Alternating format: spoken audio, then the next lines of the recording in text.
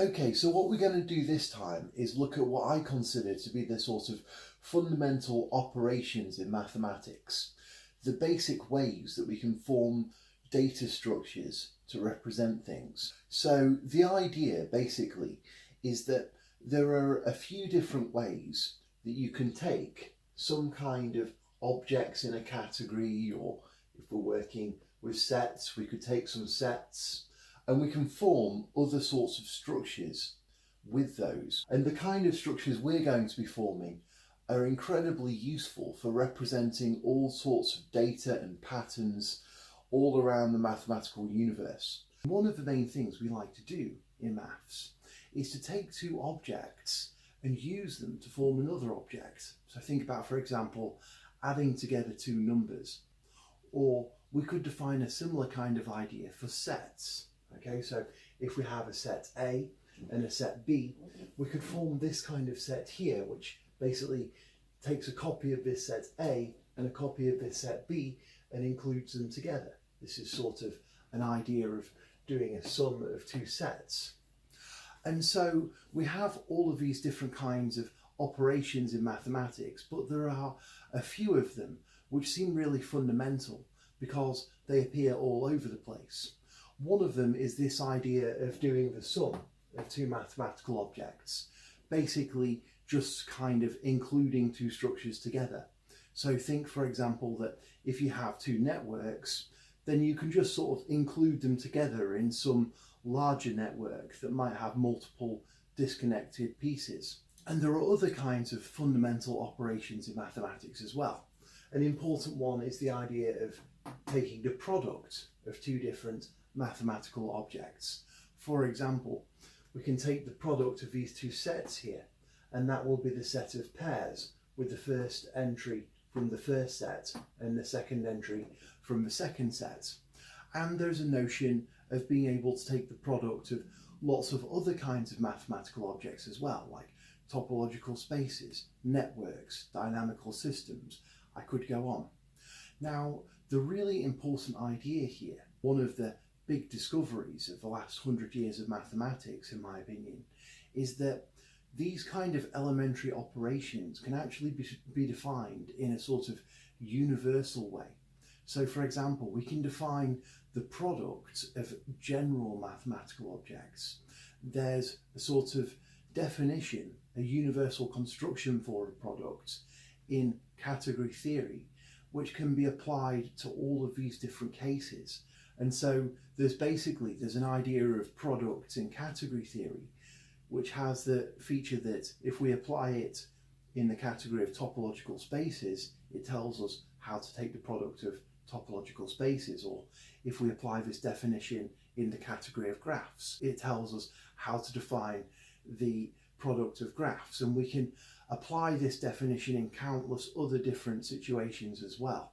So it's sort of like a kind of universal construction for forming the product of mathematical objects.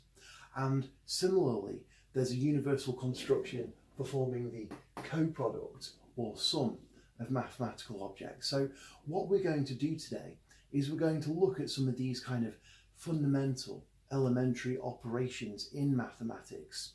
And we're going to start by looking at how they work in set theory, but then we're also going to look at how these things can be defined in a sort of universal way. And these ideas end up being really profound because they basically give us the kind of essence of how to form all these critically important data structures in a myriad of different kinds of scenarios. And so there's some very important and maybe somewhat abstract sort of definitions that we're going to encounter. But I urge you to stick with the material because in subsequent videos as well, we're going to see lots of examples applying the kind of definitions that we're going to introduce today. And so things will get more clearer as this course continues. And also I am going to be covering these ideas relatively quickly. So if you want to dig into more of the kind of details or have a more kind of leisurely exposition of some of these ideas, I'll put some links to videos from my Category Theory for Beginners course that you can check out to find out more about the topics I shall discuss today. So we've already seen one of these ideas which is this idea of a terminal object in a category. So remember that a category is basically a load of objects with arrows between them that can be composed to form other arrows. And a terminal object in a category is an object with the special property that there's exactly one arrow into it from any object. Okay? And we've already seen in the last video that in this category of sets, where our objects correspond to sets and our arrows correspond to functions, we've already seen that there's a terminal object in that category, which is the set with just one element. And we've seen that functions or arrows out of such a thing basically point out elements to us and stand as sorts of proxies for representing elements. So the terminal object in the category of sets is a very big deal. So okay, we have this idea of the terminal object, and we see it's really important in mathematics. In the category of sets, it's really important. Now it turns out that in category theory, there's an idea of duality, and I go through this in more detail in my Category Theory for Beginners course, but roughly speaking, what duality means is that when you have a concept, like this concept of a terminal object, for example, you can reverse the directions of all the arrows, and then you get another kind of concept, a sort of dual concept. So what's the kind of dual concept to the idea of a terminal object? Well, the terminal object is defined by having exactly one arrow into it from any object. So why don't we just take that definition and reverse all the arrows? So we define an initial object to be an object which has the property that it has exactly one arrow coming out of it into any object. Okay? So this here, the initial object is often denoted as 0. This is an initial object in this category. And so I'll ask you a question now. And it takes a bit of sort of out of the box thinking. And the question is there an initial object in the category set? And if there is, then what is it? So you might want to pause the video and ponder that for a while. And the answer is that yes, there is an initial object in the category of sets. And I'll draw it. There it is. It's the set that has no elements, the empty set. So I said initially a set is a collection of elements, and amongst those possibilities is the collection with nothing in it, an empty set. Okay, but that's a bit strange, isn't it? Because our definition requires that there's exactly one function coming out of our set into any other set. So doesn't that mean there has to be a function from this empty set into this set A? But how could there be a function? There's nothing to map. Well, we sort of assume that there is a function. It's a kind of odd thing. I mean, so why do we say that there's a function from this empty set to this other set?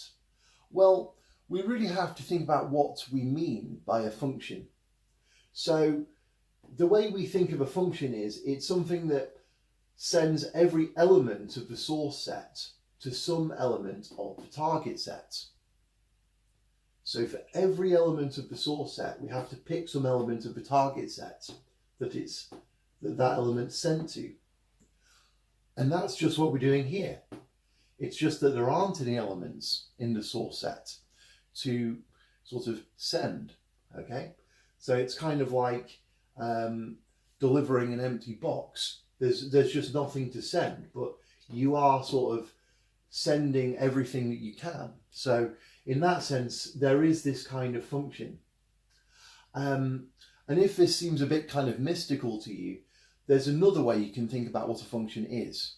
So a function from one set to another, like for example this one, we can represent it as a collection of ordered pairs. So we pair an element in the source set with the element in the target set that it's sent to. And we do that for every element of the source set. And we have this. And so we can have this set of ordered pairs, and this represents, well, in this case, this function here. But we can represent any function like that. So if you think about a function that way, then this kind of makes more sense, because to define this function here from the empty set to A, we can just sort of list these ordered pairs of, you know, where we can just list these kind of ordered pairs of elements in the source set together with their destinations. But there aren't any ordered pairs because there's nothing to map. So hopefully that's convinced you that there is indeed a function from the empty set to any other set. So okay, fine. There's a function from the empty set to any other set. It's this sort of void function that has nothing to work with. It's kind of vacuous in a sense. And there's also a function from this empty set to itself. It has nothing to send, and that stuff has nowhere to go. Kind of weird idea, but there you go. But we require more than this to have an initial object. Remember, an initial object in a category, it has to have an arrow into any object, but it has to have just exactly one arrow into any object. So in other words, we require that there's just exactly one function from this empty set to any set. And so how do we know that? Well, to even think about that, we really need some kind of concept of when two functions are considered equal. So let's say we have two functions, f and g, and that these are both functions which go from some set A to this set B. So we have these two kind of functions, and they both have the same source set and the same target set. So when do we consider them to be equal? Well, this is the definition that we use, okay? We say that this function f is equal to this function g if and only if we have that f of x is equal to g of x for every value x in A. In other words, we consider two functions to be the same when they work the same way on each element of the source set. Seems like a fair definition. And thinking about this, we can see why there's just exactly one function from the empty set into any set, because there's no values to work with, and therefore there's nothing to set up as far as how this function works on the input elements, and therefore there's only one choice, the kind of choice not to specify any information when setting up this function, and therefore this is the only function from this empty set to this set A. So indeed this empty set is a sort of initial object in this category of sets. Now I would say that practically the initial object is not as important as the terminal object in the category of sets. However, when we sort of look at things theoretically, especially when we look at correspondences with logic and things like that, the empty set is really important. So I'll just outline a couple of things. I'll be getting into this very shortly, just to sort of give you a taster of what's coming up. There's a wonderful sort of correspondence between what's going on in things like this category of sets and what's happening in logic. And the basic idea is that when you have a function f from a set A to a set B, you can think that that's almost like a sort of proof that proposition A implies proposition B. Think of it as sort of mapping evidence for this proposition A to evidence of this proposition B.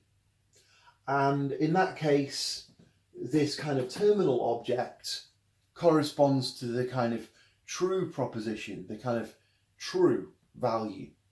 and this initial object corresponds to the sort of false value.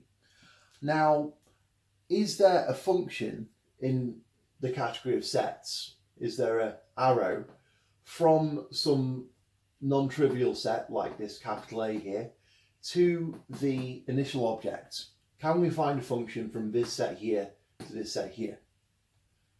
No, right? Because there's no function, because how could we send these elements here into this set? There's nowhere for them to land. There's no elements to send them to. So there are no functions from this set here to this set here. But what if we did have a set? What if we did have a set, say a set Q, and there was some function V from that set to the empty set? What would that mean? The only way that V here could actually be a function from Q to 0 is if Q itself is also the empty set. The only set that has a function from it into the empty set is itself empty, the identity function of this. Okay, so now we come to what's going to be a really important idea for us, which is this idea of being able to take the product of things. Now, I want to introduce this in terms of set theory. So, how do we take the product of two sets? Well, here we have a set A and a set B, and the product of them, also called the Cartesian product of these two sets, it's usually denoted A times B, and this is the set of pairs of an element from A and an element from B, the set of all such pairs. So let's form it. So let's calculate this Cartesian product of A times B. So we just look at the elements in A and look at the elements in B and find all the pairs. So we've got C1 here. This is C2, D2, and D1. And so this set of pairs here, this is the so-called Cartesian product of these two sets. I've laid out these sets in kind of lines, and then this product I've laid it out as a sort of rectangle. That's just a choice of how to draw it, but it illustrates the interesting idea that you can consider, for example, a mathematical plane. Like a point on the plane can be given by coordinates, and maybe that's 3 units across and 4 units up. So that would be the point 3, 4. So we can think about the mathematical plane as the set of pairs of numbers from the line. And so we can get a plane by taking the product of two lines. And if we take a plane and we take the product of that with a line, we get 3-dimensional space.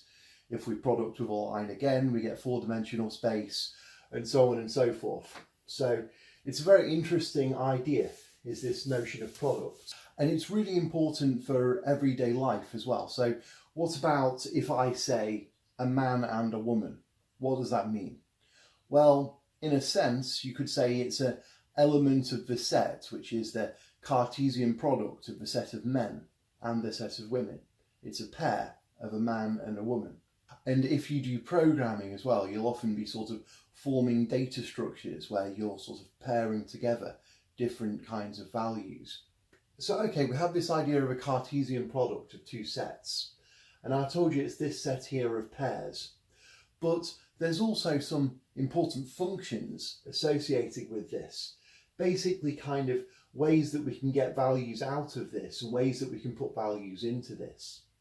Okay, so this again is a sort of almost like a programmer's perspective. Okay, we have this data structure, this kind of container for data, and then for it to be useful, we want to be able to put things in it and get things out of it.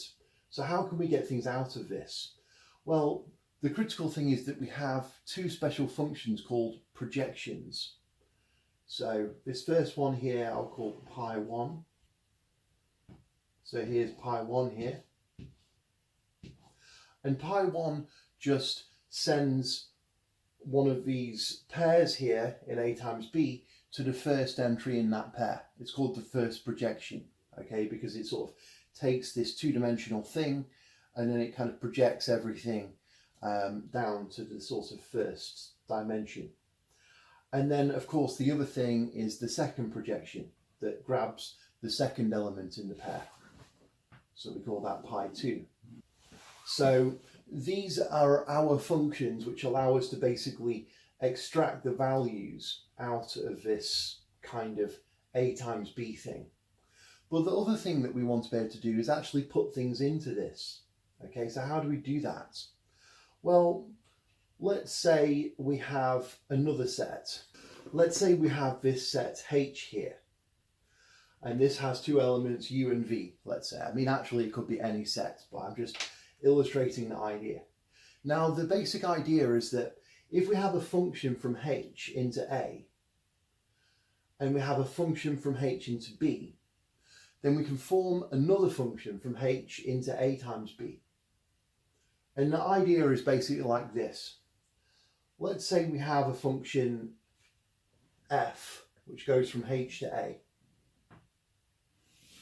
So let's say, for example, it sends this value u here to this value c. And this function will also map this value v to something in A as well, but I won't draw that yet. Now also, let's suppose we have another function. Let's call it g. And let's say this function g is a function from H to B. And let's just say it sends u to 1. So there's g.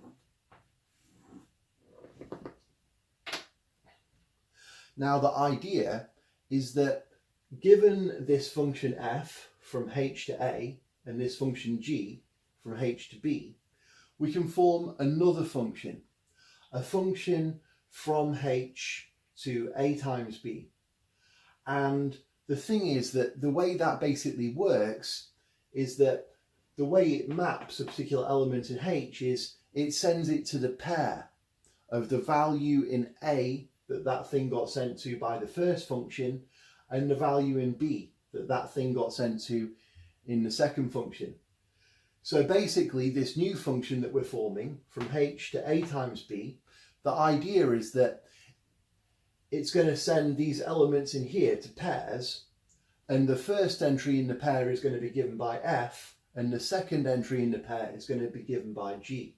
So in particular, if we want to find out how this function works on u, we say, okay, well, u got sent to c under this function, and it got sent to 1 under this function, so it's going to get sent to c, 1 under this new function, which we call f, g, with angle brackets. So the idea here is that this new function we're forming,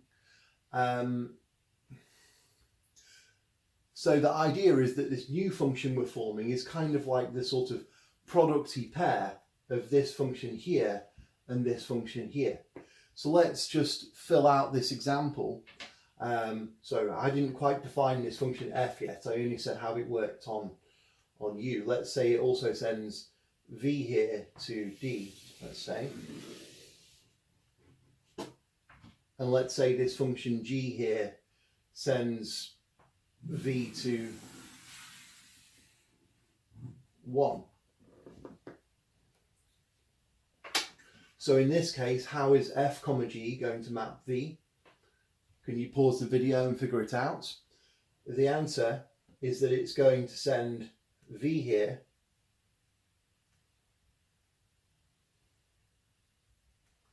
the answer is that it's going to send v here to d, 1, because f sends v to d and g sends v to 1, and so f, g sends v to d, 1. And that's really the full idea of products. Now, If you want to gain a lot of insight, then think about this in different cases. Think about it, for example, in the case where capital H is a terminal object, a single element set. And you will see that this definition that I've given out actually tells us why we have pairs here. Okay, because if this was a single element set, then this F here would be just picking out a single element of A, and then this G would be picking out a single element of B, and then this F comma G would be picking out a single pair element in A times B. And another really important thing to notice here, this is so important, is that pi 1 after F comma G is F. Okay, so think about what this means. If we do F comma G, this function, and then we do pi 1, this function, then we're going, for example, from U to C comma 1 to C. And that's the same as what F does. And in a similar way, we have that pi 2 of F comma G is G.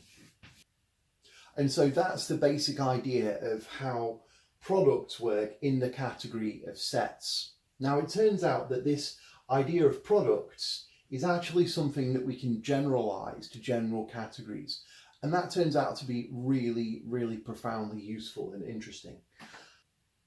But before we get into that, why don't we just spell out exactly how this idea is working in the category of sets? So, okay, now we're ready for a sort of official definition of this Cartesian product. Okay, so when we have any sets A and B, we can form this Cartesian product. Now, this consists of this set that we call A times B, which is the set of ordered pairs of an element from A with an element from B, together with these two projection functions. And the way that these work is that if we have an element A comma B in this Cartesian product here, and we do pi 1 on it, we do this pi 1 function on it, so pi 1 is a function from A times B to A, and if we operate this function on an element A comma B in this A times B here, then the result is going to be A. And if we do the second projection on A comma B, then we get B.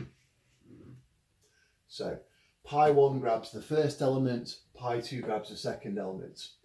And then the other important thing is that whenever we have any set H which has any function f into A and a function g into B, so this example, so this is one example of such a situation. But whenever we have this kind of situation, there is a function called f comma g which goes from H to A times B. So I'm writing it like that. And it's defined such that if we have an element little h of this set capital H, then this function f comma g works on this little h by sending it to the pair f of h comma g of h. So for example, this function f comma g, it sends u to f of u comma g of u, and f of u is c and g of u is 1, so it sends u to c comma 1. And that's it, that's the definition of the Cartesian product. But what we're going to see is that this is actually just a special case of something called the Categorical Product. Okay, so now we get on to one of the most profound ideas, and that's the notion that this important idea of taking the Cartesian product of two sets can actually be generalized, because remember, we have this view of set theory as something that's happening in a category. This category which we call set, this category with objects as sets and arrows as functions. And the thing is that it turns out that there's a concept of a so-called categorical product. And this is a concept which makes sense in any category. Not all categories have categorical products, but at least the concept, the definition makes sense in any category, and you can look and say, is there a product of these two objects defined in this category? So there is this generalization of this idea of a Cartesian product, and we're going to see that this is really just a special case of this idea of a categorical product. So this is, I think it's non-trivial. It's something that in my video series, Category Theory for Beginners, I took quite a long time to build up to. But I don't want this series to just be a repeat of my Category Theory for Beginners course, so I'm going to go through the concept a bit faster. And there's two important things to bear in mind. Firstly, if this concept seems too abstract for you to grasp straight away, don't worry. It's not going to be something which is like critically important to sort of understand the rest of the video series. But on the other hand, understanding how categorical product works will make everything else much easier. And if I sort of go through the next thing too quickly, I strongly encourage you to check out my other videos that I'll link to in the description, where you can see a coverage of these ideas much more gradually. So that being said, let me now lay out the definition of a categorical product. So here's the idea. In a category, it could be any category, let's say we have an object A and an object B. Now, the categorical product of A and B, sometimes just called the product, it doesn't always exist. It doesn't exist in any category, but when it does, it has the following definition. It consists of an object, which we call A times B, together with arrows pi1 from A times B to A, and pi2 from A times B to B, which have the special feature that for any other thing, any other object H, which has an arrow F into A and an arrow G into B,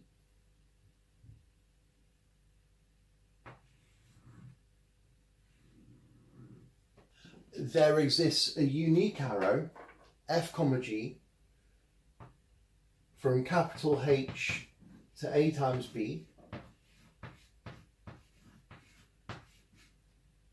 with the property that pi1 after F comma G equals F and pi2 after F comma G equals G. Now when I say there exists this unique arrow, I mean there could be many arrows from H to A times B, but there's only one arrow which makes this kind of diagram commute, in the sense that when we compose along the paths, the arrows compose to the same thing. So this composed with this gives this, and this composed with this gives this. There's only one such arrow like that, and that's called F comma G. And that's the full definition of the categorical product. Okay, and the magical thing about that is that if we use this definition in the category of sets, it recovers exactly this idea. So you remember in the last video, we had this idea of a terminal object, which was a sort of idea in category theory. But then when we asked ourselves, what does that mean in the category of sets? We got this idea of a singleton set.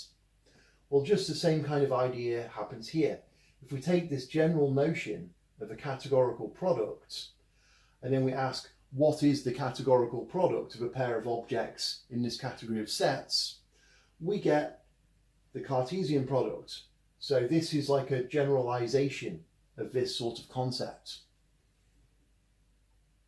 Now, how can we think about this idea? Well, I have a whole video which builds up some intuition, but basically we can think, well, a product is something that ought to have an arrow pi1 into A and an arrow pi2 into B.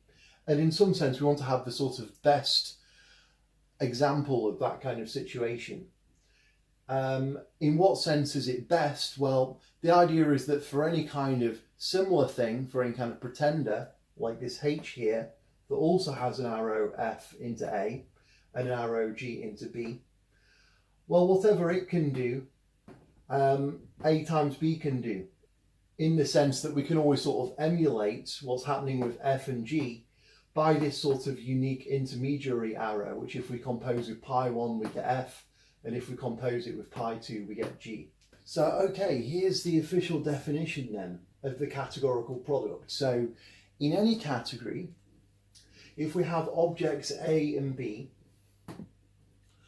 then the categorical product is an object A times B with an arrow pi1 into A and an arrow pi2 into B, which has this special property that for any kind of similar thing, so for any object H with an arrow F into A and G into B, there exists a unique arrow, which we call F comma G in angle brackets, which has the property that doing pi1 after F comma G equals F, and doing pi2 after F comma G equals G. Now I should probably write a little circle here to denote that this is the composition, pi1 after F comma G, but sometimes I won't bother writing those little circles. So when I write arrows next to each other, you can just sort of fill in that notation that this means the arrow pi1 after F comma G. So it's important to realise that there could be many arrows from H to A times B, but the idea is that there's only one which actually makes this diagram commute, in the sense that doing this followed by this gives this, and doing this followed by this gives this. So that's the definition of the categorical product. Like I say, if this seems too abstract and it's not the kind of thing you want to focus on, don't worry. On the other hand, I think this is one of the most interesting ideas in the universe, actually. And I do encourage you to think about it and, you know, think of lots of examples, get your pen and paper out, and, you know, draw lots of examples of the kind of Cartesian product in set, and convince yourself that if you sort of take a categorical view of what's going on, this is what's happening. And you can go very deep into this. You can really actually prove that this thing that's happening in set really does correspond to a categorical product. And if you do that, then you'll really start to see why this is such a profound idea. Because the thing is that there are lots of other categories. There's not just a category of sets, there's a category of directed networks, a category of graphs, there's a category of topological spaces, there's all sorts of different categories, there's even a category of categories. And in all these examples I've just given, this categorical product is also a thing. So that means that if we master this kind of definition, then we can consider not just the product of sets, but we can think about what the product of graphs is, what's the product of topological spaces, what's the product of categories. All sorts of new kinds of ideas open up, because this is a sort of universal definition, a definition really based on the idea of perfection, that this is the perfect thing for the job, because it can emulate anything else which can do something similar.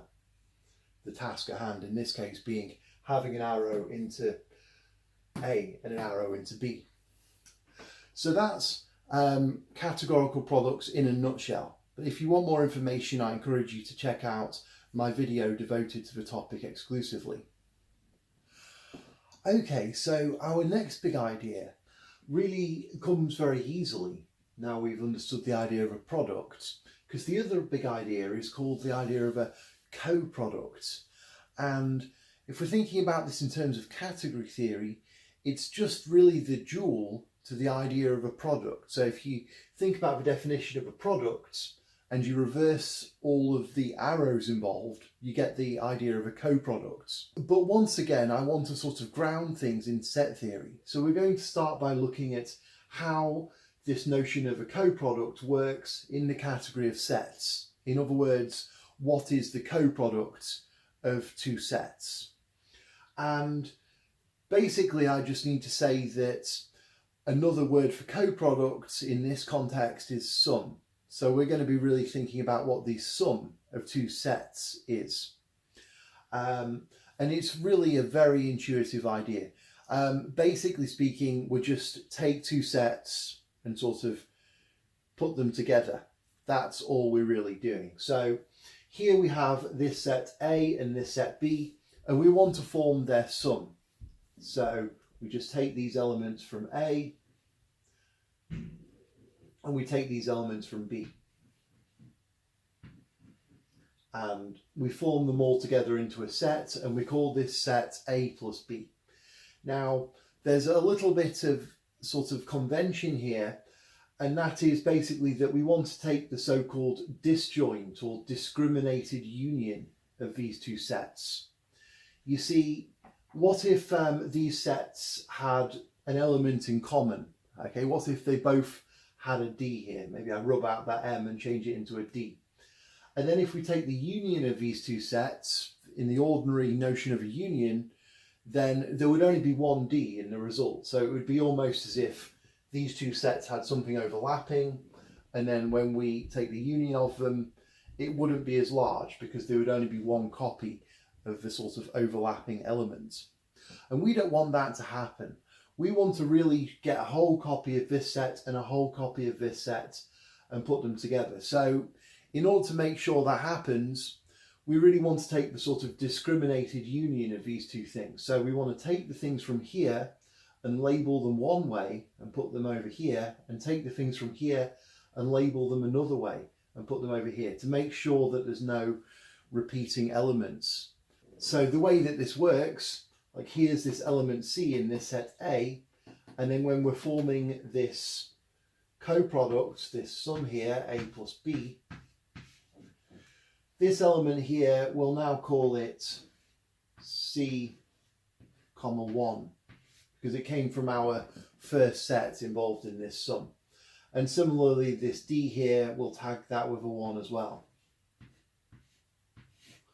And then also this element here, this came from this M here, but that's our second set, so that's going to be M2. And this N here, this is N2. So we're really forming a sort of discriminated or tagged or disjoint union of these two sets, because we're taking the stuff from A and we're sticking a 1 tag on it, and we're taking that together with the stuff with B with a 2 tag on it. And this is the resulting set, A plus B. So this is the basic idea of forming sums. But once again, we want to have functions which allow us to kind of put things into this data structure and take things out.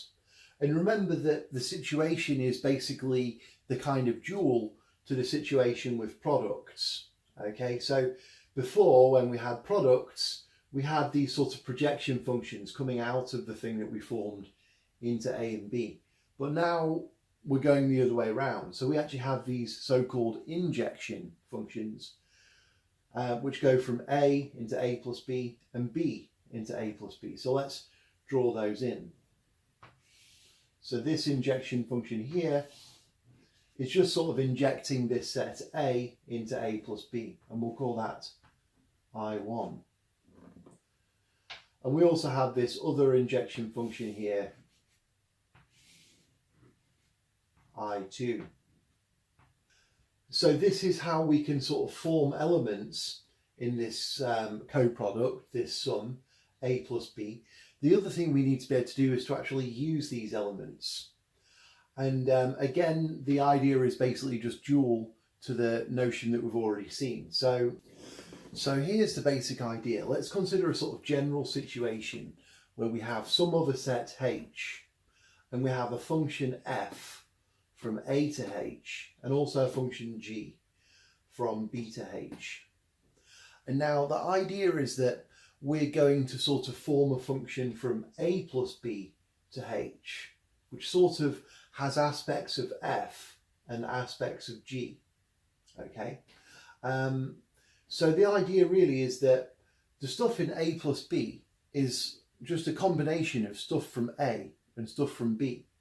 And here we know how stuff from a should get mapped under f, and we know how stuff from b should get mapped under g. So we really want to make a function here that works like f on stuff that came from a, and it works like g on stuff that came from b. Okay, so it's almost like one of these functions, like a sort of piecewise function, which works one way on certain kinds of elements and another way on the other kind of elements. So in particular, if we look at an element, let's say c, 1 of a plus b, we say, that's tagged with a 1.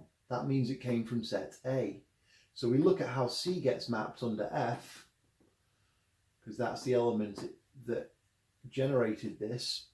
And then our new function just acts the same way. So c gets sent to u under f, so our new function sends c, 1 to u as well. And in a similar way, how does this function work on d, 1? Well, the same way that f works on d.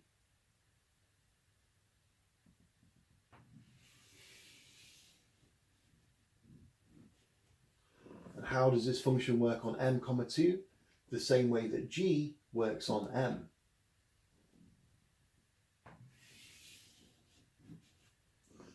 And it works on n, 2 the same way that g works on m. So this is the function that we call f, g. So this is the basic idea, and now notice that this new function that we made has the special property that if we compose it with I1, we get f, and if we compose it with I2, we get g.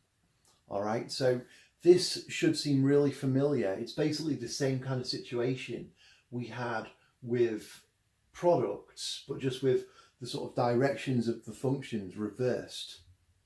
So now let's write down for sets this idea of the sum of two sets, or I'm going to call it the coproduct of two sets, adopting the category theory terminology. I'll give the proper sort of categorical definition of the coproduct momentarily. Okay, so here's a sort of explicit definition of how this coproduct works for sets. Okay, so the coproduct of sets A and B is this set A plus B together with these injection functions I1 from A to A plus B and I2 from B to A plus B. And here A plus B is this set which has all of the elements A, 1 with an element A from capital A together with the elements B, 2 for any element little b of capital B. So it's really the sort of discriminated or tagged union of these sets A and B. And then these injection functions are defined like this. So for an element little a from capital A, we have the I1 of little a is little a, 1. So the injection function basically just tags a 1. This first injection function basically just tags a 1 onto the end of the name of the element it's operating on. And similarly, this injection function I2 just tags a 2 onto the end of any element little b that it's operating on from this set B. And all of this stuff has the property that for any situation where we have a set H and a function f from A to H and a function g from B to H, we have that there is this function f, g in square brackets, and that's a function from A plus B to H, and it basically, if you like, it makes this diagram commute. Okay, so if you follow any of these paths along functions and you start at the same place and you end at the same place and you compose the functions, you get the same result. So doing f comma g after I1 equals f, and doing f comma g after I2 equals g.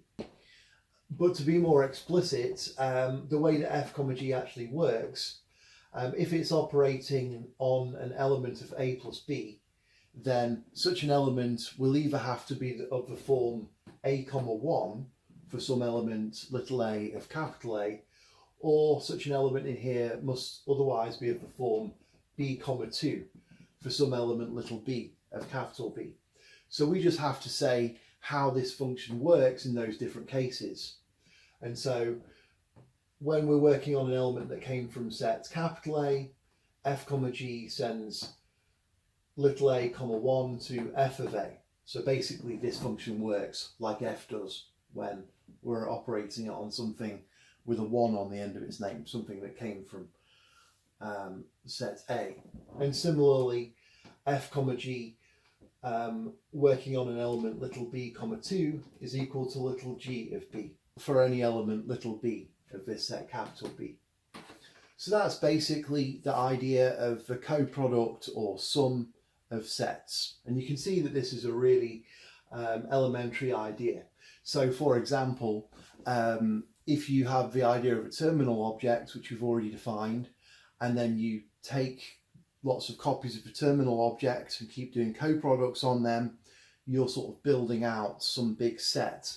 Okay, so this kind of gives us a way to start with the things that we've already got and get some kind of interesting structures out.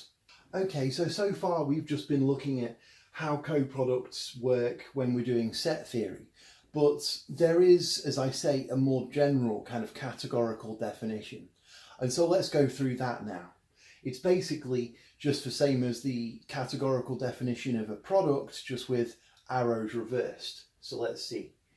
So in a general category then, say we have an object A and an object B. And we want to form the coproduct of these two. So the coproduct, if it exists, will be an object A plus B together with an arrow I1 from A to A plus B and an arrow I2 from B to A plus B, which has the property that if we have anything similar, so any object H, which has an arrow F into it from A and an arrow G into it from B, then there's going to be a unique sort of intermediary arrow which allows us to kind of emulate the effect of this sort of pretender. Okay, so in particular there's this arrow here which we can call f comma g, and that's the unique arrow that makes this diagram commute, in the sense that when you compose arrows along paths with the same starting object and finishing object, you get the same result. So in other words, there's just one arrow, f comma g, from A plus B to H, which has the property that doing f comma g after I1 gives f, and doing f comma g after I2 gives g. So this is exactly the same as the product definition, just with all the arrows reversed. And once again, this is a sort of generalization of this kind of idea of coproduct of sets. So this kind of definition works, so this kind of definition can be considered in any category, and if we consider this kind of general definition of a coproduct in the category of sets, we recover this idea of the sum of sets. Okay, so here comes the formal kind of categorical definition of a coproduct then. This definition that we can think about in any category. So in some category, if we have objects A and B, then the coproduct of A and B would be this object here that we call A plus B, that has an arrow I1 into it from A and an arrow I2 into it from B, which basically has the property that for any kind of similar setup, there's a unique way to emulate what this similar setup does. Okay, this is the real key idea behind all of these sort of universal constructions. But to be more precise, the idea is that whenever we have an object H with an arrow F into it from A and an arrow G into it from B, there's going to exist this unique arrow F comma G from A plus B to H, which is basically unique with respect to making this diagram commute. So it's unique with respect to the property that F comma G after I1 equals F and F comma G after I2 equals G. So this is our general idea of a coproduct, and if you write this alongside the definition of a product, you'll see that these are basically just the same idea, except that the arrows are reversed. It's kind of remarkable, I think, that this idea of basically adding things together is in some sense dual to the idea of timesing things together. And even if you think about ordinary arithmetic, people who do a lot of category theory will probably say that all of the sort of ideas of general arithmetic actually come from these kind of categorical notions, which perhaps are more fundamental. So we've already covered an enormous amount of ground, and in fact there's really just one more of these sort of fundamental operations that we have to consider, and then we've really got enough understanding to know how to kind of set up at least an initial sort of something we could almost call a foundation of mathematics. And moreover, we're understanding these sort of fundamental operations not just at the level of sets, but ideally at this level of categories. So our sort of fundamental operations which we're doing, we're going to sort of be able to apply them in all sorts of different situations. Okay, so the final idea we need to get to is the idea of exponential objects, or maybe an easier way to think about them, at least in the category of sets, is we want to really formalize this idea of the set of functions from A to B. And once we've got this, we really have quite a sort of magical collection of these different operations with which we can do all sorts of things. And also these kind of operations appear in all sorts of different places. So soon we're going to have a look at logic, and we're going to see that all of the ideas we've talked about have interpretations in logic, and basically that we can do logic using the operations that we've already introduced. So these are very powerful concepts. And I want to get to this final idea of exponential objects, which is perhaps the most interesting of all of these ideas. But just before I get to that, I have to define one more thing, which is, what does it mean to times together two arrows? So I'll explain the situation in set theory first. So let's suppose we have these sets. So we have these sets A, B, A dash and B dash, and these products, Cartesian products. And we also have a function f from A to A dash and a function g from B to B dash. Now, can we sort of use this stuff to form a function from A times B to A dash times B dash? Well, an obvious kind of thing we could do, we could make some function. Let's call it f times g. It's just our name for it. And the way that this function works, it'll have to operate on an element of A times B. So we could call a general such element little a, comma little b. And so the question is, how does this function f times g work on such an element? What's the result?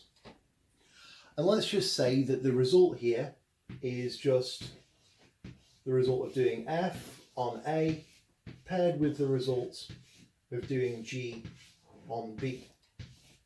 Okay, so basically this kind of function, it works on pairs, but it sends pairs to pairs, doing f on the first entry and g on the second entry. Okay, so that's fine, and we have this definition now in terms of set theory. But we actually want to generalize this idea to categories. Okay, so now let's work for a general category. So I'll rub this out because this is a definition that we can use for set theory, but we want to be a bit more general now. So the question is, how can we define this yellow arrow? Well, what do we have? We know we have this arrow F from an object A to an object A dash, and this arrow G from an object B to an object B dash. Do we have anything else? Well, yes, we know we have projections, right? Because we have these products. So we have pi 1 and pi 2.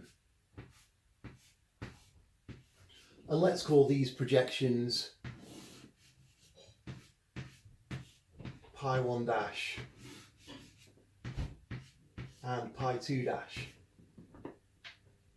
But now look, what happens if we compose these two arrows together? Well, we get an arrow like this. And we can call this arrow F after pi 1. And in a similar way, we can compose these two arrows here.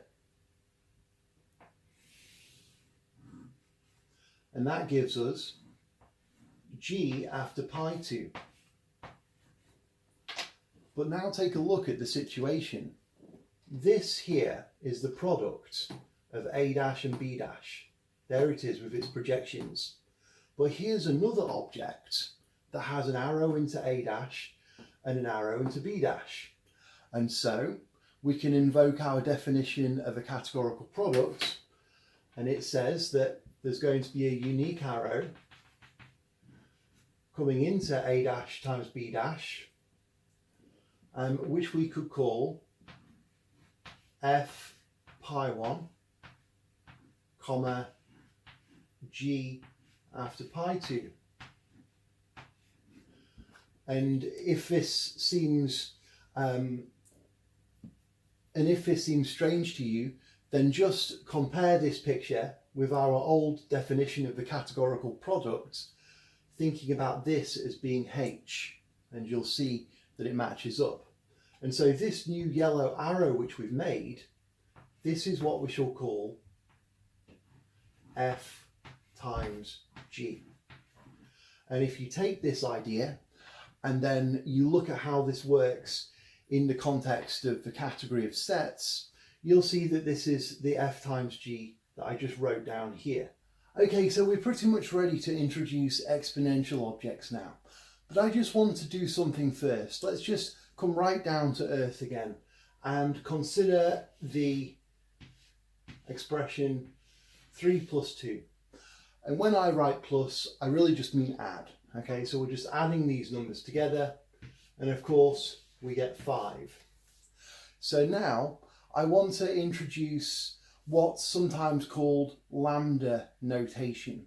So there's something called Lambda Calculus, and it's an idea mostly from computer science, and it's really a way of expressing functions. It sounds very fancy, but it's really quite a simple thing. So consider the expression x plus 2. And again, we're talking about numbers, okay? So what do I mean here by x? Well, x is what we might call a variable. It is some number, but we're not saying which number it is. It could be any number, okay? What we mean by this expression is, if you give me an x, I'll add 2 to it, and that'll be this value. But we're not saying what that x is, okay? So it's a bit like when a taxi driver describes their job. They say, I will drive my customer where they want to go. But they're not specifying who their customer is or where in particular they want to go. Those things are sort of variable, and it could be any customer and maybe potentially any destination. In a similar way, this expression could take in any number x and it outputs x plus 2. So can you see then that this is sort of giving us something like a function, okay? It's sort of describing a function in a sense, because we're saying that if we have any number, then this gives us a number as an output. Okay, so we can think of this as really specifying a function from numbers to numbers. And if we put in any number x, we get out x plus 2. And there's a special way of writing this, and this is called lambda notation. And we write it like this usually. Lambda x dot x plus 2. And what this really means is it just means that this lambda x at the start here is really saying that this x is a variable. And now when we've put these symbols on the front, we're really trying to say that we've made a function. And this function takes in an x and it outputs x plus 2. So we can really think of this whole thing here now as a sort of function from numbers to numbers. I'll denote the set of numbers by capital M. We can think of it as the set of natural numbers if we like, 0, 1, 2, 3, 4, 5 and so on. The point is that when we put this lambda on the front, we think that we've really formed a function here. So let's just think of another situation. If we had another function f, which was a function from numbers to numbers. If we did this function f on the input 3, well 3 is a member of this set of numbers, and so f of 3 would be a number, the result of performing this function f with an input which is the number 3. And we can do the same thing here, okay? So if we get this sort of lambda expression here, this is a function, so we can use the same kind of notation and we can write an input as a number 3 here. And then what this means, what the sort of lambda notation means, is it means that when we're operating this on an input, the result is what we get if we look at the expression after the dot and replace this x here with the input. So basically we just replace this x with a 3 here, and we write the same expression, and that result there is 3 plus 2, which we know is 5. So let's do another example just to make sure we understand what's going on here. My question is, what is lambda y?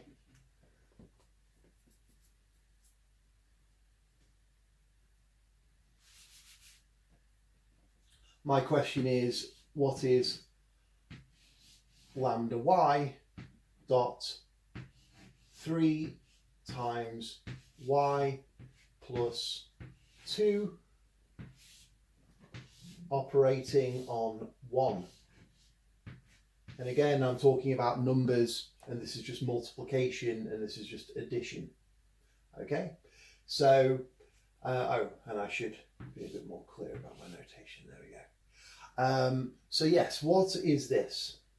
You can pause the video and work it out. And so let's work it out now.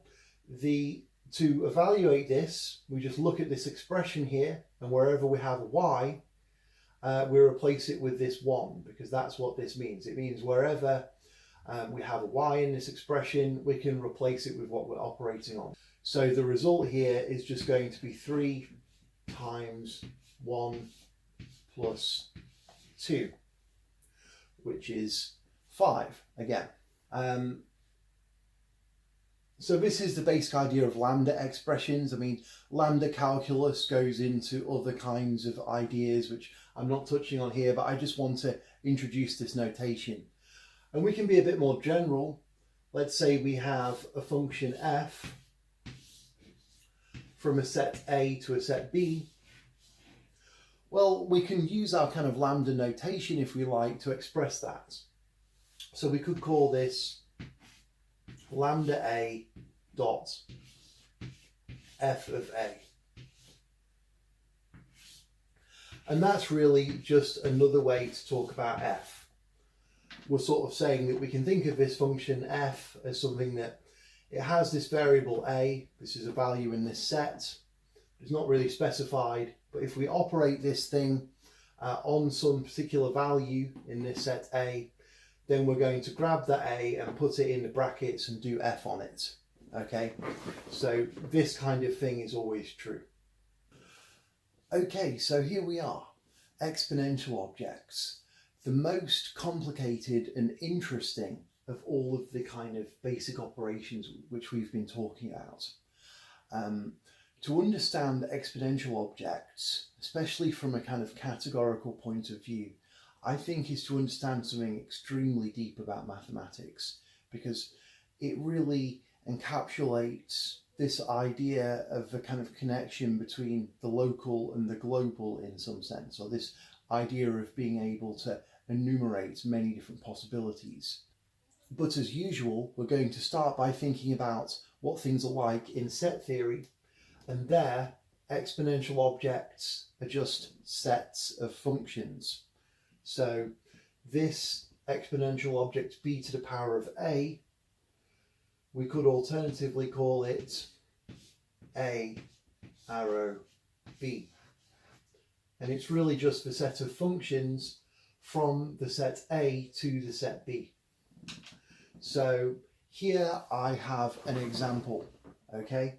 I've chosen the example to be pretty simple, but you can generalize this in your mind to think that A and B are any sets. I've chosen the case where A here is just this set with one element called star. But actually what I'm saying here could apply when A is any set whatsoever. And in this case as well, B is this set with values u and v. But once again, that could be generalized.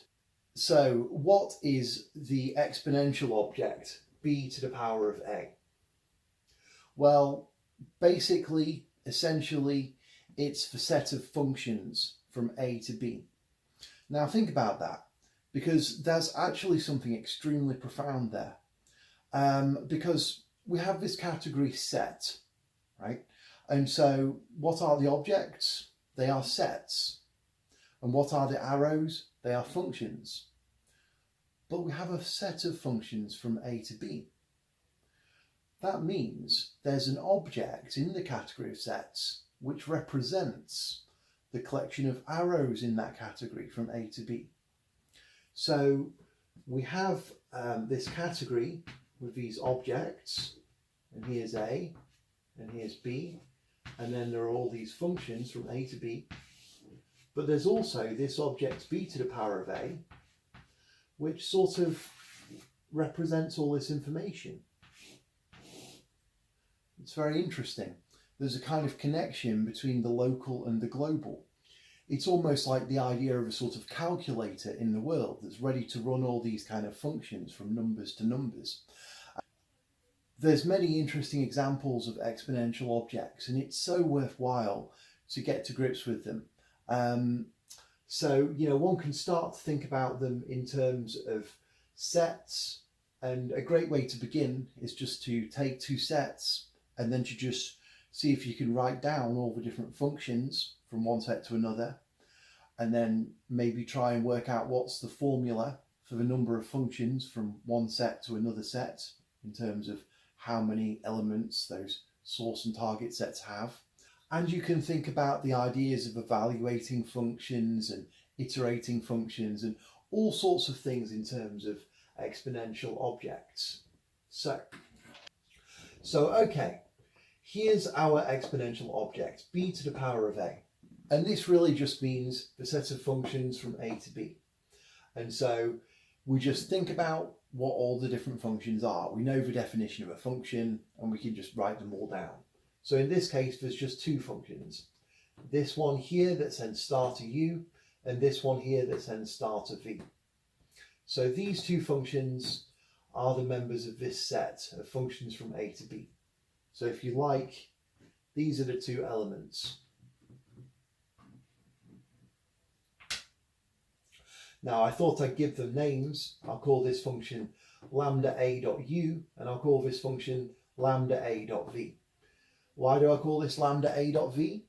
Well, let's think about what happens when we operate it. So if we apply this function to the input star here, which is the only input it could have, the element of a, what do? Well, we take this expression here, v, and we replace any little a in it with star. But there isn't any little a, so the output is always just v. So in other words, the output of this function is always v, irrespective of the input. In fact, there could only be one input in this case.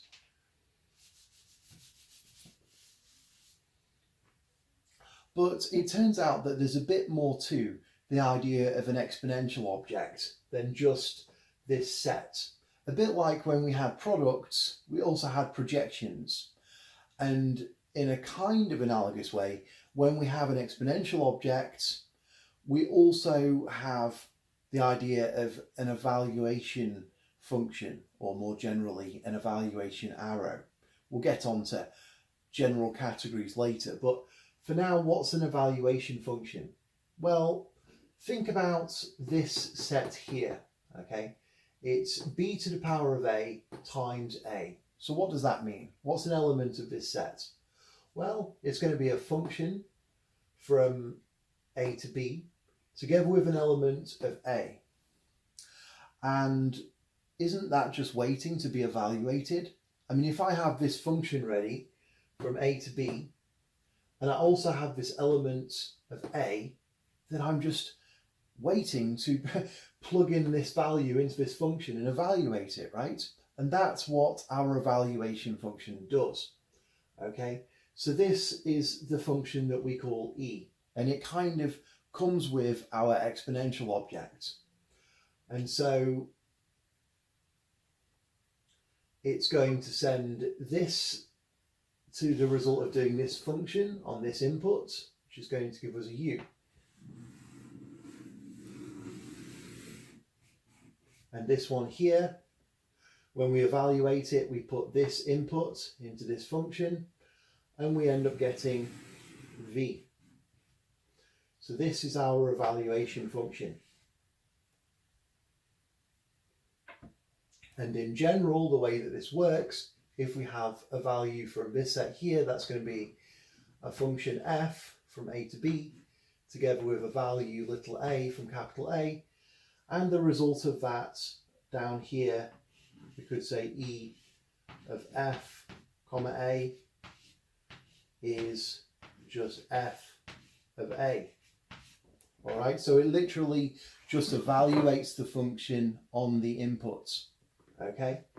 And this is a pretty cool idea, because really it's this function that is really telling us what all this stuff means. It's really showing us how these functions actually work on the different inputs. And if you think about cases, for example, if you consider the object n to the power of n, that's the set of all functions from natural numbers to natural numbers. And then if you consider this evaluation arrow, it's really quite a profound thing, okay? It's telling us how every single function from numbers to numbers works when we give it any particular input. There's a huge amount of information there, and we write it in this extremely compact notation. It's part of the beauty of this stuff. So, okay, so that's a sort of basic introduction to exponential objects, but there's sort of one other thing to say, and there's a couple of ways to think about this. One is that this evaluation arrow, in a sense, it tells us how to kind of get things out of an exponential object, how to use these kind of function things that we're cooking up. And so the other side to the coin is, how do we put things in?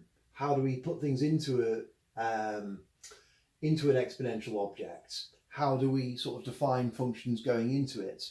That's one way to think of it. The other way to think of it is in terms of sort of universal properties. What is this in an abstract kind of sense? It's really a kind of function from something times a to b. So what about if we took something else like that? It's like a function from d times a to b. Maybe something like this. Could be any function. So let's call such a function h. And just like we saw before, we can kind of emulate what's happening with this kind of general example using our specially defined kind of universal case here.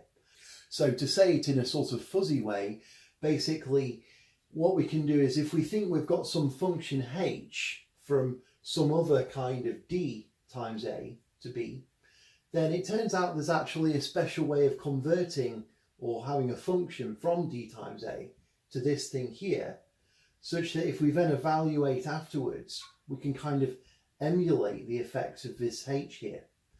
And this is really kind of similar to the kind of case that we saw with the product.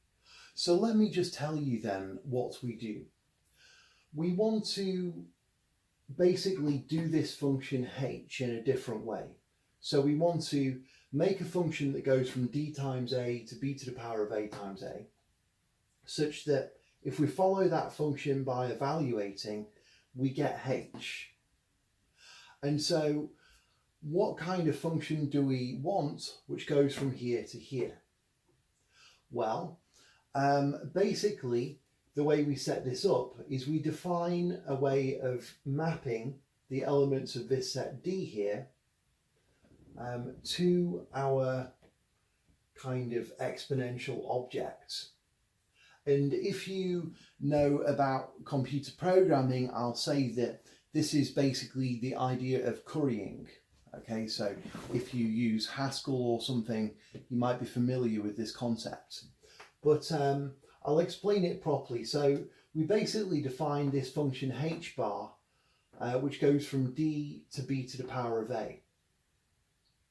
Now, the way that this h bar is defined is that if we have some value little d in this set here, then that is sent to this function here, which is this function that's ready to take in any value of a and output h of d comma a. Now this is a little bit vacuous in this context because my set A only has one element, but still the idea holds in general. So we can use this formula here to work out how this function h bar works. And we see that basically, for example, it's going to send n here to this function here, which takes in a value a and outputs h of n comma a. So it's basically, it has this function h with two inputs, and it knows what the value of the first input is, and it takes the second input as variable, and that defines this function from a to b. All right. And in this case here, we know that h of n comma a is always going to be u. Okay, no matter what value of a we pick, because there's only one value of a, which is star. So we could rewrite this as lambda a dot u. Okay. And so this point here gets sent to this function here, and similarly we can work out that m should get sent to this function here.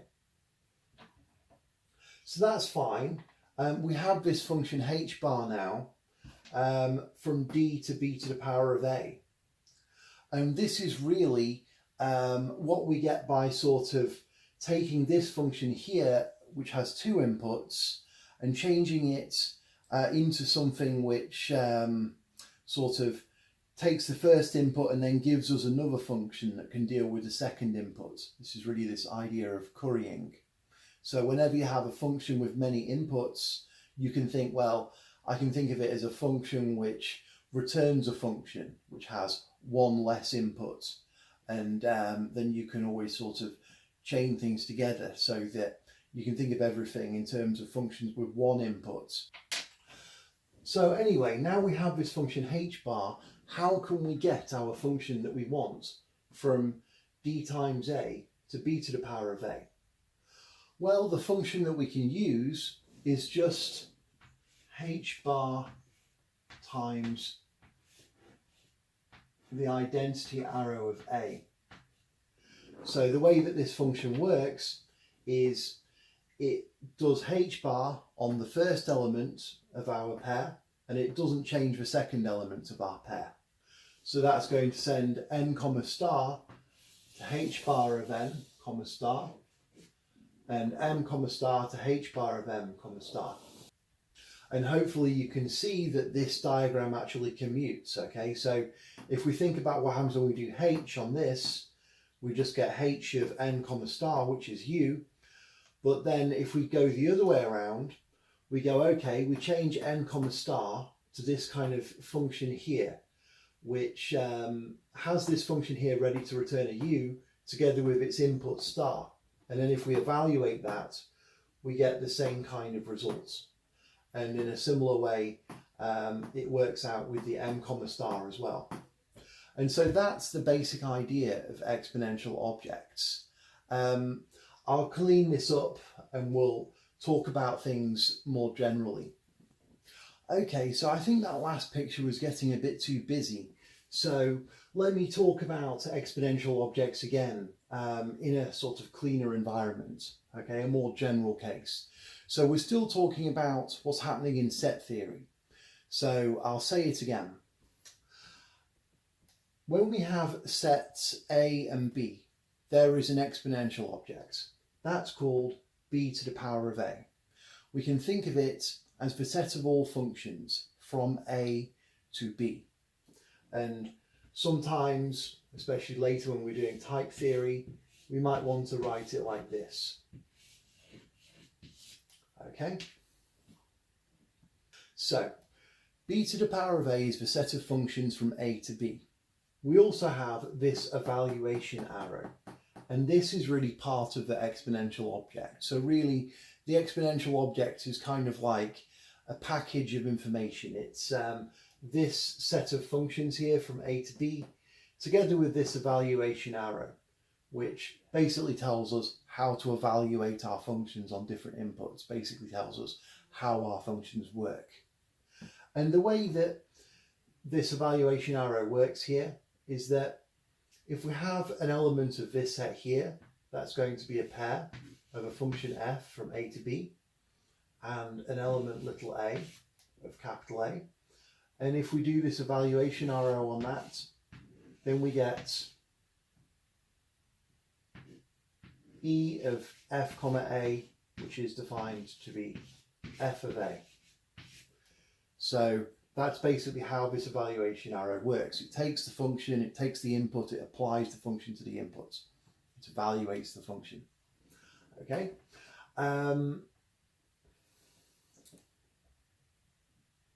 And sometimes we might call this e subscript a comma b, just to remind ourselves that it's this particular evaluation function. If we have many in our notation, we can keep a record of what's going on. So, okay, that's what's happening here. The other part of this diagram is expressing what we can do with this exponential object, because we can sort of use it to emulate the effect of other kind of similar sort of functions in some sense. But let me be more precise.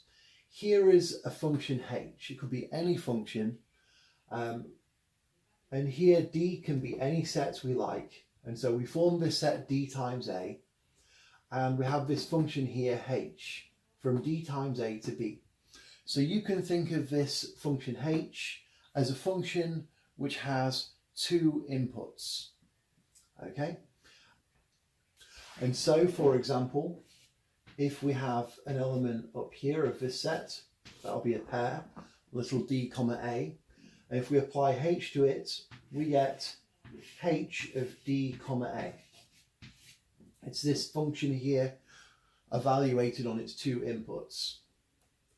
But the idea is that for every such function, there's this kind of funny thing called h bar, which basically allows us to take this function which has two inputs. And what this h bar basically allows us to do is to take that function with two inputs and kind of change it so we can express it in terms of functions with one input.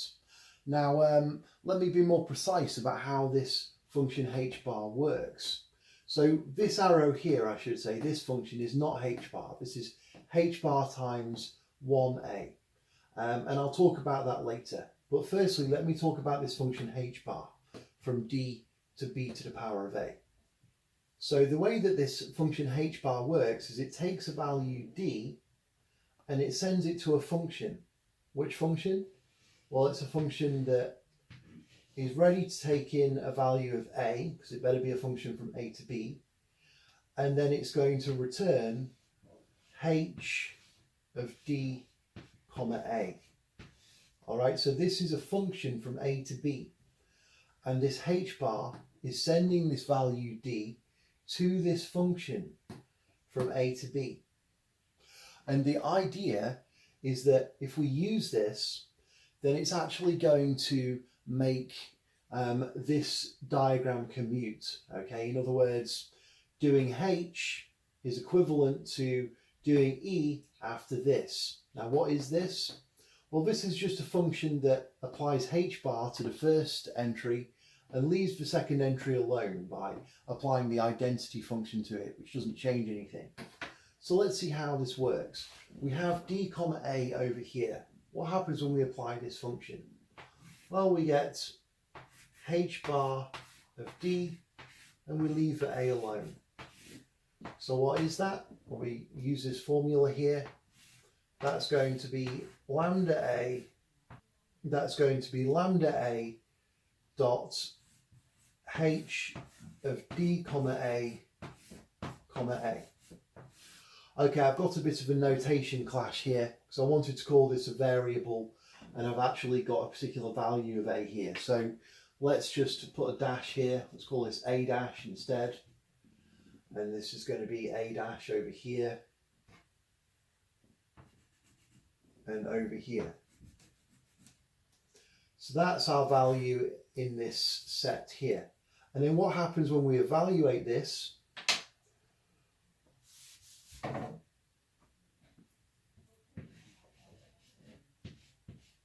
What's our result going to be? Well, it's going to be the result of doing this function here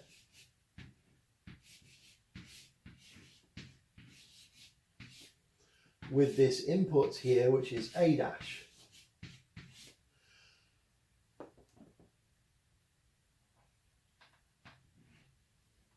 And so to do this, we just take this a dash and substitute it in here. And that's the same result as we got over there. So it all works out. And so that's basically how exponential objects work in the category of sets. Okay, so finally we've reached the top of this sort of mountain of abstraction which we're climbing with this kind of idea of how exponential objects work in general categories. And here's the definition. I don't think it's especially easy to understand exponential objects if you're just seeing this kind of thing for the very first time. So don't worry if this seems too sort of abstract. I do have a whole video explaining exponential objects more gradually and trying to lay down some physical intuition and different things. But saying that, exponential objects aren't really that hard to understand when you notice the structure of them is very similar to the structure of the product and the coproduct, which we've already encountered. The basic idea that we sort of have a perfect thing of a particular form. We have basically this object and this arrow from that object times a to b. And if we have anything similar, then we can sort of emulate the effect of that similar thing by some sort of a unique intermediary arrow, which is basically the same kind of thing we saw with products and coproducts. It's really this idea of universal morphisms. So anyway, let me just go through the general definition then of an exponential object. So in a general category, if we pick objects A and B, then there might be an exponential object. And we call such a thing b to the power of a. And also part of this kind of structure we get is this evaluation arrow. This is an arrow from the categorical product of b to the power of a and a to b. and it's really defined by having the special property that for any similar such thing, so for any object D with an arrow H from D times A to B, like this for example, so notice that this form here is similar to this form here. Anyway, for any such H, there exists a unique arrow, H bar, from D to B to the power of A, which makes this diagram commute, okay? In the sense that doing E after this arrow gives us this arrow. So doing this composition here gives us back H. So basically we can emulate the effect of this phony here using our unique intermediary arrow. That's the name of the game here with these universal constructions. What is this arrow here? Well, I already talked about this idea of being able to kind of times two arrows together. So if we want to be explicit about what this arrow H bar times 1A is, it's basically this arrow here, as I've already discussed. So that's it. These are all the kind of big ideas that we're going to be using for quite some time until we get into dependent type theory. Basically, what we've seen here with the ideas of terminal objects, products, initial objects, sums, and exponential objects are really the kind of fundamental building blocks of all sorts of mathematical objects in different kinds of environments. And what we're going to be doing now is we're going to see these things appear in logic, and that's going to be very, very interesting. Another kind of really quite different looking, but actually the same kind of appearance of these concepts. So when we're thinking about proofs and things, we're going to see how similar that is to this kind of set theory that we've been doing. And then we're going to use these concepts and think about how to encode them in type theory. So in this video, we've encountered lots of really important kind of concepts which allow us basically to think about data structures in different kinds of categories. Not just the category of sets, not just in set theory, but there are lots of other categories, like for example the category of graphs, or a category of dynamical systems or topological spaces. I could go on, and these concepts have meaning in there too. So we can think about, for example, the product of two graphs. Okay, so we have a name for a category which has these kind of special properties. If a category has a terminal object and it has a product, a categorical product for any pair of objects, and it has an exponential object, b to the power of a, for any ordered pair of objects a and b, then we have a special name for it. We call such a category a Cartesian closed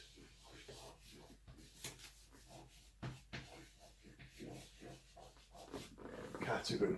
So a Cartesian closed category has terminal objects, binary products, and exponential objects.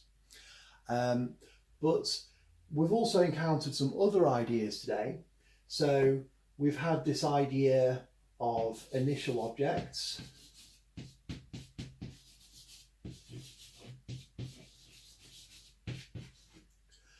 as well as this idea of coproducts.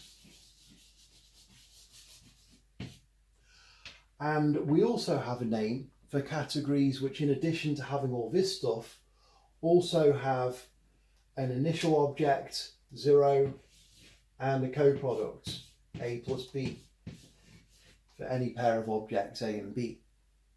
What do we call such a category that has all of this stuff? It's called a Bicartesian closed category. And the category set is a Bicartesian closed category. If you know about such things, I'll just say the category of categories is a Bicartesian closed category. The category of graphs is a Bicartesian closed category. Lots of the categories of logic we're going to be encountering are Bicartesian closed categories. These kind of categories, we can really do a lot of thinking in them, because we can sort of form terminal objects and we have exponential objects which help us to think about arrows. So then we can think about arrows out of terminal objects. Remember, those were sort of pointing out elements in sets in our previous example. And then we can talk about kind of adding data structures together, combining them with products. And if we want to talk about things like logic, we have these initial objects which can represent things being false. So we're really going to see in the future that all of these kind of concepts map in a really interesting way to logic as well. In fact, I'll just very briefly give you a hint of what's going on there. So the idea is that basically an arrow F from A to B, if we're thinking in terms of logic, these objects would correspond to propositions, and this arrow F would be sort of saying how A implies B, or how we can translate a proof of proposition A to a proof of proposition B. And in that kind of scenario, I'm speaking very roughly here, but the terminal object corresponds to saying true. A times B corresponds to saying A and B. B to the power of A corresponds to saying A implies B. The initial object corresponds to saying false. And A plus B corresponds to saying A or B. This is one of the most profound ideas in computer science. I'm not doing it anything like justice at the moment, but we're going to get into this. It's basically how we're going to see logic as a sort of byproduct of all of the kind of ideas which we've already encountered.